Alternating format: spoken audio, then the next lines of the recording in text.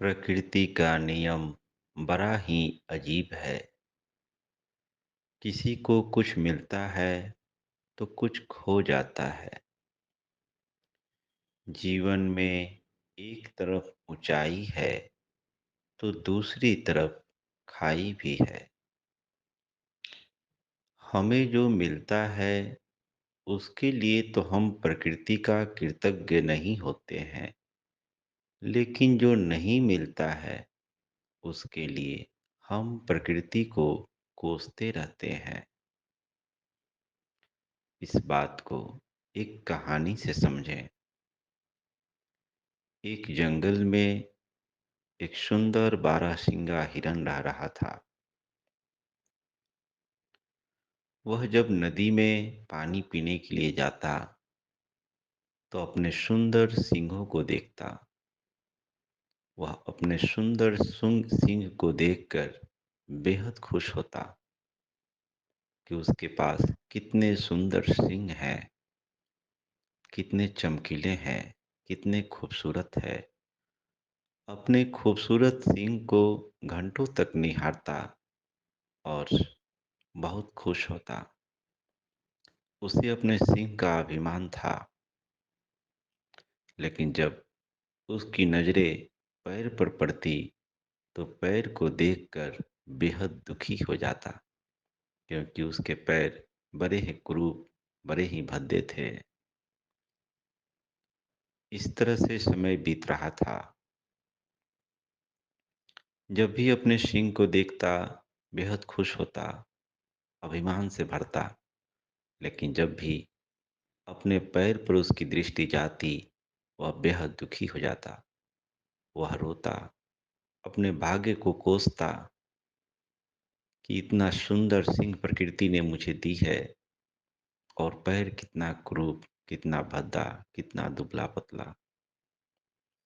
एक दिन एक शिकारी उस हिरण को मारने के लिए उसका पीछा किया। बारहसिंगा हिरण बहुत तेजी से भागा। भागते हुए वह एक झाड़ी से गुजरा। उसके सींग झाड़ी में फंस गए।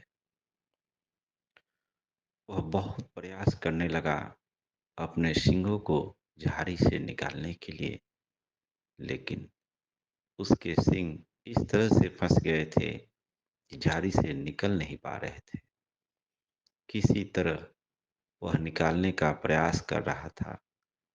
उसके पैर बहुत जोर लगा रहे थे उस झाड़ी से निकलने के लिए, लेकिन आज उसका सुंदर सींग जिस पर उसको अभिमान था उसके कारण वह फंस गया था। किसी तरह वह अपने सींगों को उस झाड़ी से निकाल पाया और बड़े ही तीव्र गति से वहां से वह भागा। वह अपनी जान बचाने में सफल हुआ। जब वह सुरक्षित स्थान पर पहुंच गया तब अपने कुरूप पैर को देखकर उसे धन्यवाद देने लगा। जिस कुरूप पैर को आज तक उसने कभी प्रेम की दृष्टि से नहीं देखा था, अपने कुरूप पैर को देखकर प्रकृति को हमेशा कोसते रहता था। आज उसे एहसास हुआ कि अगर यह मेरा कुरूप पैर प्रयास न करता तो आज मैं अपने सुंदर सिंह के कारण मारा जाता। उसे पहली बार एहसास हुआ कि प्रकृति ने हमें जो दी है उसके लिए हमें प्रकृति का आभारी होना चाहिए। आज अगर मैं जीवित बचा हूँ तो अपने कुरूप पैर के कारण। मुझे अपने सुंदर सिंह पर अभिमान था, लेकिन यह सुंदर सिंह के कारण आज मेरी मृत्यु हो जाती। मित्रों, प्रकृति ने हमें जो दी है उसके पीछे कारण है। जीवन में अनेक बार ऐसी घटनाएं घटती है जिसमें सुंदरता ही मनुष्य की मृत्यु का कारण बन जाता है। सुंदरता ही विनाश का कारण बन जाता है। इतिहास गवाह है, एक से एक सुंदर व्यक्ति के लिए बड़े से बड़े युद्ध हो चुके हैं और उसमें लाखों लोगों की जान जा चुकी है।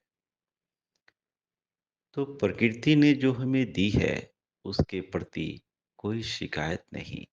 जो मिला है, उसके प्रति भी कृतज्ञ होना चाहिए और जो नहीं मिला है, उसके प्रति भी कृतज्ञ, क्योंकि प्रकृति को हम समझ नहीं पाते हैं।